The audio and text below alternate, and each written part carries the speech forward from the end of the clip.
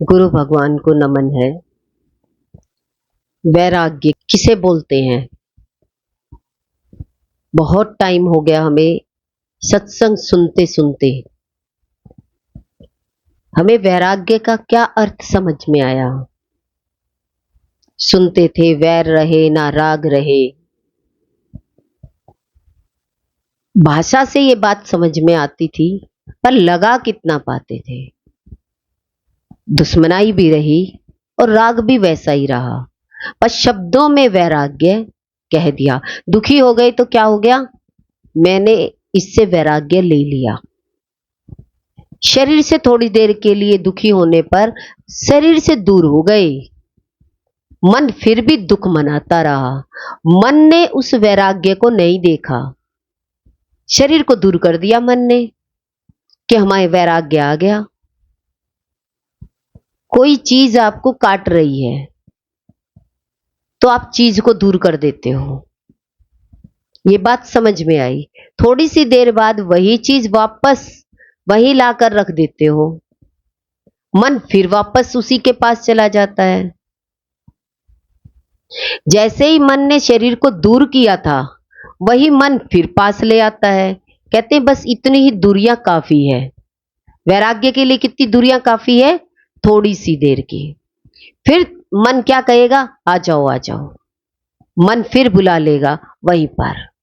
तो कितना वैराग्य आया? क्षणिक वैराग्य, शमशानी वैराग्य है। शमशान में जाते हो, सब बड़ी बड़ी बात करेंगे, देखो ये जीवन है, अकेले यहीं आना है, एक दिन चले जाना है, सब कुछ यहीं रह जाएगा। बड़ी बड़ी बातें हम करते हैं, पर मन कभी वैराग्य नहीं लेता। शब्दों को बिलोता रहेगा, शरीर को दूर करता रहेगा, पर मन को एक बार वैराग्य आ जाए तो ये मन ना शरीर को पास लेकर जाएगा और ना ही किसी चीज में, किसी भी वस्तु में सुख लेगा। देखिए, प्रतिकूल परिस्थिति में थोड़ा सा सुख लेना, संसार का थोड़ा सा सुख लेना। संसार क्या है? आपसे अपोजिट है। आप जो चाहते हो, संसार किसे कहते हैं? जिसे तुम अपना मानते हो। और जिसे अपना मानते हो उसके पास जाते हो तो वो अपोजिट मिलता है आपसे। आप शरीर को वापस ले आते हो, पर मन को कभी नहीं सिखाते, कि मन को नहीं दिखाते कि देखो वैराग्य ले, कि पास जाने पर कुछ नहीं मिलता, दुखी मिलता है। पर सही मायने में वर्तमान को तो समझते नहीं है और फ्यूचर की चिंता कर लेते हैं। फ्यूचर की क्या चिंता करेंगे? जो दुख दे रहे हैं उसके प्रति बड़ी सोच, बड़ी सोच, इससे मुझे ये मिलने वाला है। अब कल्पना क्या हो गई? जिस व्यक्ति से आप छोटी सी परिस्थिति से परेशान होते हो, उसके लिए, उस सुख की तलाश के लिए उसी को बड़ा आदमी देखना चाहते हो, वो बड़ा दुख क्रिएट हो जाएगा। बड़ा दुख क्या होगा? जितना ज्यादा पैसा आएगा उतना ही क्या बढ़ती जाएगी? नशे की चीजें बढ़ती जाएंगी, पैसा आएगा तो। आज के इस कलयुग में ज्यादा पैसा आने की निशानी है दुर्गुणों को, दोषों को अपनी तरफ लाना, दुखी चीज को अपनी तरफ लाना, जुआ शराब इनका सेवन करना। तो ज्यादा पैसा क्या करेगा कलयुग में? इन चीजों को बढ़ावा देगा। पर हर कोई व्यक्ति एक ही बात सोचता है, बहुत सारा पैसा हो जाए। आपकी आमदनी उतनी ही रहेगी, आपका खर्चा उतना ही रहेगा, आपने तो वही दाल रोटी खानी है। तो आपका ध्यान कहां होना चाहिए? भगवान की तरफ, या बहुत सारी लक्ष्मी बढ़ जाए, सभी लक्ष्मी के लिए या ऐश्वर्य के लिए दौड़ रहे हैं, पर ऐश्वर्य किस में देखना चाहते हैं? नशे में। पर उस नशे से ये नहीं देखते कि मैंने ये नशा दुख में किया या खुशी में किया। देखिए, लोग कितनी पार्टियां करते हैं, पार्टियों में बड़ी झगड़ा भी होता है, पैसे पर भी होता है, आपस में भी होता है। पीने के बाद आपस में दोनों बड़बड़ाते हैं, दुख की बातें करते हैं, तेरे से मुझे कुछ नहीं मिला। फिर भी देखिए, मन वैराग्य नहीं लेता, शरीर उसी के पास, मन उसी के पास जाना चाहेगा। उसी परिस्थिति को ठीक करना चाहेगा। परिस्थिति सिखा क्या रही है? संसार की परिस्थिति आपको, प्रतिकूल परिस्थिति सिखा रही है कि इस संसार में सुख है ही नहीं।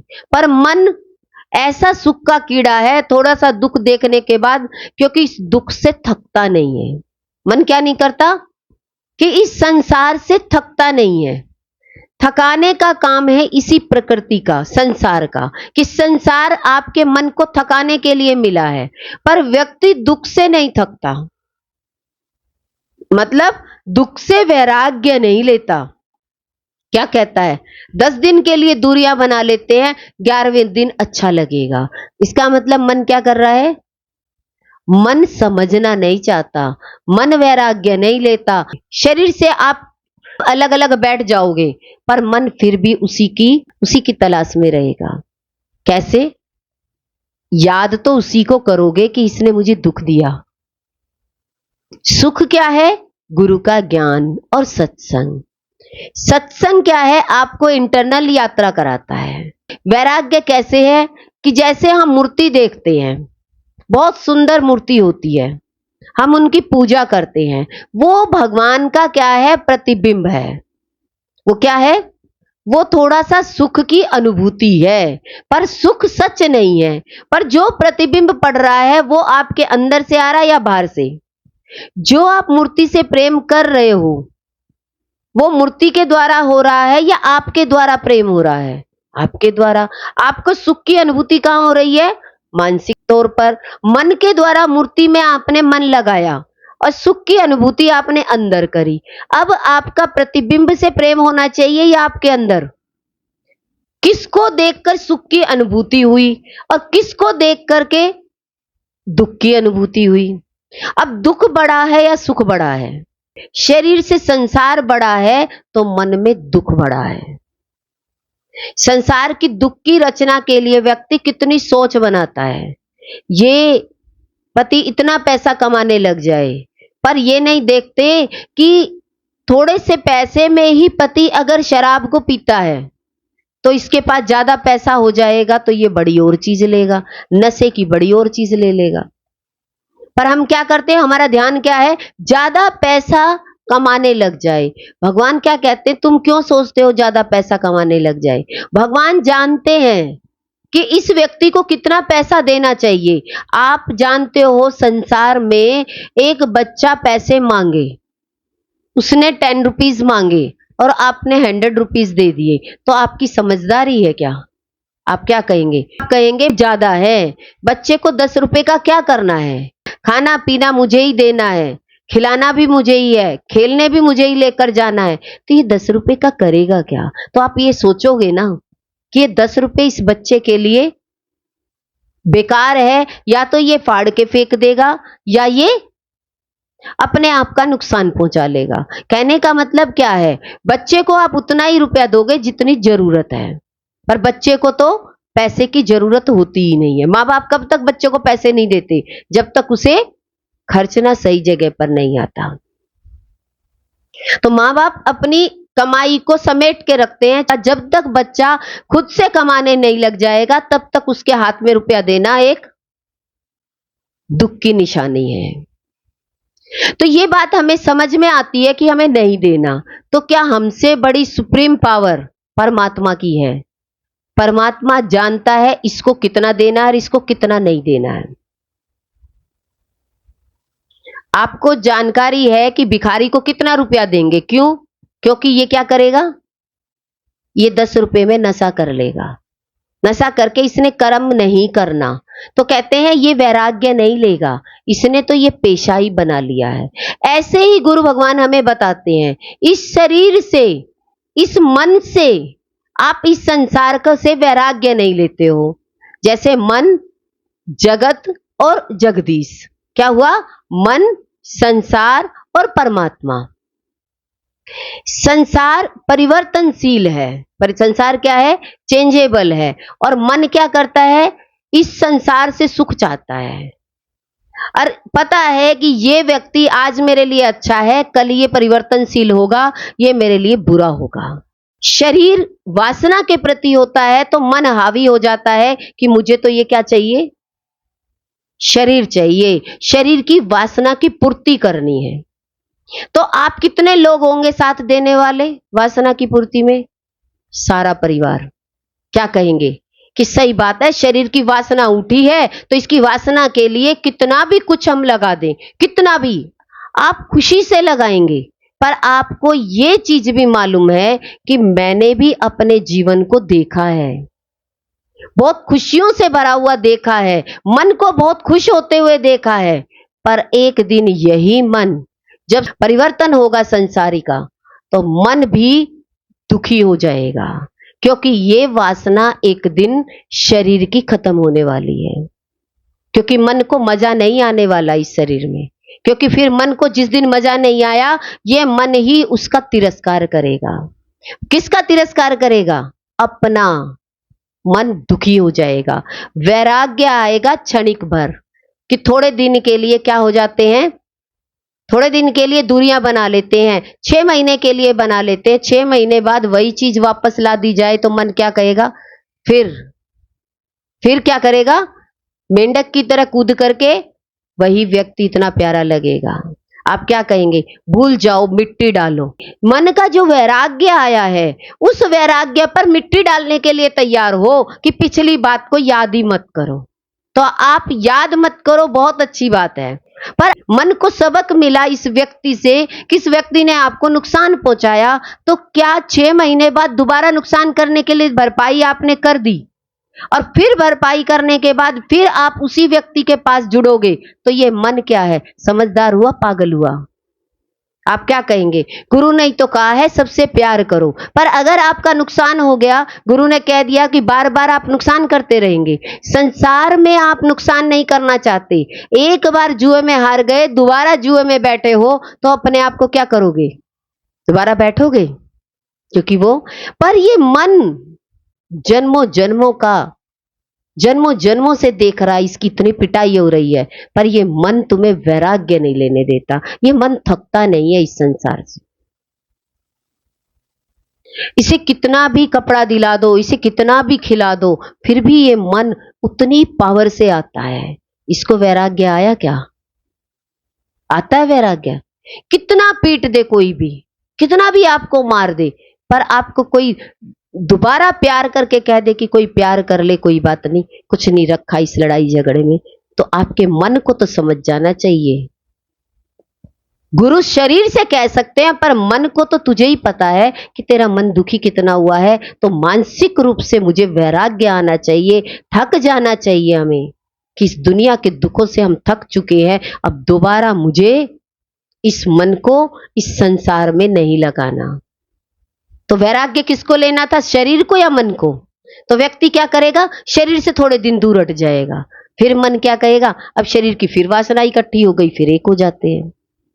शरीर तो, शरीर से आप दूर हो ही नहीं सकते। पर गुरु कहते हैं वैराग्य बना था मन के लिए। किसके लिए? मन के लिए। पर मन कभी वैराग्य लेता ही नहीं है। इसे दोबारा कह दो कि दोबारा ठीक कर लो, तो ये मन क्या करेगा? शरीर से बहुत बड़ी परिस्थिति आई आपके जीवन में, और गुरु आकर के कहे कि चलो ठीक कर लो। शरीर से आप ठीक कर लोगे, पर मन से अगर आपको वैराग्य आ गया होगा, तो शरीर जरूर वहां रहेगा, पर मन नहीं रहेगा। पर हमारा मन, हम अपने मन को चेक करें तो हमारा मन चिपका हुआ मिलेगा। तो कहते हैं हम पार्टी में चले जाएंगे, पर संत समागम छोड़ देंगे। अगर मन मेरा सख्त है, वैराग्यवान है, तो वो दोबारा पार्टी को तो पहली बात तो याद ही नहीं करेगा, पर मन बार बार मना करेगा, उस जगह नहीं जाना है। पर जाना कहां है? सुख की जगह है। सुख की जगह को नागा नहीं करेंगे। अब मुझे, मेरे मन को सुख की जगह का पता लग गया, तो मेरा मन सुख में रहेगा या दुख की कल्पना करेगा? क्या करेगा? हमें कितना मिलना है, हमें खाने पीने को कितना चाहिए, और इच्छाएं कितनी है मन की, उसके पास इतना रुपया हो जाए, बच्चों के पास इतना हो जाए, रिश्तेदारों के, सबके पास सब कुछ है, सब भरा है, पर आपको उससे क्या लेना देना है? आपको क्या लेना देना है? पर मन इतना आसक्त है, इतना दुखी है, किसके कारण? ज्ञान ना होने के कारण। जब अज्ञानी को यह पता लग गया कि इस शमशान घाट में जाना है और सब कुछ यहां छोड़ के जाना है, 2 रोटी ही खानी है, तो कितना संग्रह करोगे? कितना चाहिए खाने को? फिर मेरी इच्छा कितनी होनी चाहिए? मैं अपने लिए तो मांगू, चलो ठीक है, अपने लिए मांग की भी जरूरत नहीं है, मेरे को दाल रोटी मिल रही है, पर मैं सबके लिए मांगू? पर मेरे मन को इतना वैराग्य आ गया कि मुझे तो भगवान की याद में रहना है कि चलाने वाला तो परमात्मा ही है। किसी भी चीज की इच्छा करके अगर शरीर से मन को लेकर भी जाऊंगी तो भगवान से दूरी तो करूंगी। तो हमें भगवान से दूरियों में कितना समय लगता है? एक संत समागम से उठना और एक संसार से उठकर सत्संग में आना, जल्दी किस में जाओगे आप? संसार का कोई कर्म आ जाए तो आप सेकंड में कुछ नहीं देखोगे, आप चले जाओगे। पर भगवान में आना होगा तो आप कितनी व्यवस्था करके आओगे। संसार में आप कोई व्यवस्था नहीं करोगे, कहेंगे भगवान की कृपा से सारी व्यवस्था ठीक है। पर जब भगवान में ही आना होगा, आपको सत्संग में आना होगा, संत समागम में, तो आपकी कितनी व्यवस्था बिगड़ेगी। कई बच्चों के एग्जाम मिलेंगे, कभी पति का खाना कौन बनाएगा, कहीं घर का खर्चा, कहीं पास में कोई आ गया, कोई घर में कोई आ गया, या कोई रह रहा है, या मेरी तबीयत खराब हो गई। देखिए, इसका मतलब मन सुख की तरफ जाने में कितनी अड़चन पैदा करता है। पर मन को आज दिन तक ये समझ में नहीं आया कि तुझे वैराग्य दिया है तो इस संसार ने दिया है, अभी भी संसार के फ्यूचर के लिए सोच रहा है, अभी भी संसार की प्रगति के लिए सोच रहा है, संसार को बढ़ाना चाहता है।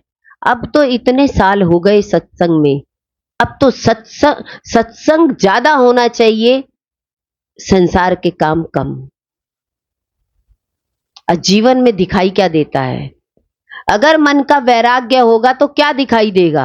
अगर संसार में आपको सही मायने में दुख मिला होगा मन को, तो वैराग्य आ गया होगा। इसका मतलब ये मन अभी दुखों से थका नहीं है। थक जाए तो आपको नींद आ जाएगी ना। आपको गाड़ी में घुमा के लाए, बहुत थका दिया, घुमा दिया, बहुत, सबको घूमने का शौक होता है। देखिए, गुरु घुमा भी देते हैं, अच्छे से खिला भी देते हैं, तो तृप्त हो जाते हैं, तो क्या कहेंगे? अब तो अपने में टिकते हैं, अब तो ध्यान लगाते हैं। कहते हैं कि ध्यान, जो व्यक्ति इस संसार की बातों से देखने से संसार में थक गया हो, फिर वो आंख खोलकर इस संसार को देखना ही नहीं चाहता। फिर भी हम आंख खोलकर इस दुनिया को देखना चाहते हैं कि दुनिया को और देख ले। क्या आज दिन तक ये आंखें थकी नहीं इस संसार को देख के? बड़ा मकान हो जाए, बड़ा बिजनेस हो जाए, कहते हैं अब तक जितना भी कुछ आया उसमें कितने खुश हुए। पहले 10,000 रुपए तनख्वाह थी, तब भी यही हालत थी। आप देखते हो कि जब आप 20 साल के थे, हो सकता है 20 साल के थे तब तो आपके पास मकान था, दुकान थी, सब चीज थी, पर आगे आपका जीवन घटता कैसे चला गया? सारी चीज ये घटती कैसे चली गई? क्या कारण है? संसार भी इतना बड़ा मिला, सब कुछ मिला, और फिर वो घटता चला गया, उसका क्या कारण है? मन इस संसार से थका नहीं। इसको देखकर सुख पाले, इस चीज को देखकर और सुख पाले, तो इसी तरीके से सुख की कामना से व्यक्ति घटता चला गया। संसारी सुखों ने, इस शरीर के सुखों ने व्यक्ति के मन को दुख की तरफ इशारा नहीं होने दिया, दुख नहीं देखने दिया मन ने। अगर मन को वैराग्य आ जाता, शरीर को कितना दौड़ाते, अगर मन को वैराग्य आ गया इस संसार में, तो आप सही मायने में संत समागम में ज्यादा होंगे, संसार में कम। अब घर में ज्यादा समय बीतता है वही दाल रोटी में, पर भगवान के नाम में कितना बीतता है? भगवान का नाम कितनी देर अच्छा लगेगा? निरंतर भगवान का नाम कहाँ लिया जाता है? मंदिर में, मस्जिद में, गुरुद्वारे में। घर में कितना लेते हो? घर में तो आप थोड़ी सी देर में थक जाते हो, अरे बहुत हो गया, माला कर ली, सो गए, काम कर लिया, सो गए। पर मन को थका दिया होता और वैराग्य दिखा दिया होता तो सही मायने में ये मन फिर संसार छोटा और भगवान बड़ा हो जाता। अब आपके मन को ये पता होना चाहिए आपके जीवन में संसार बड़ा है या भगवान बड़े हैं।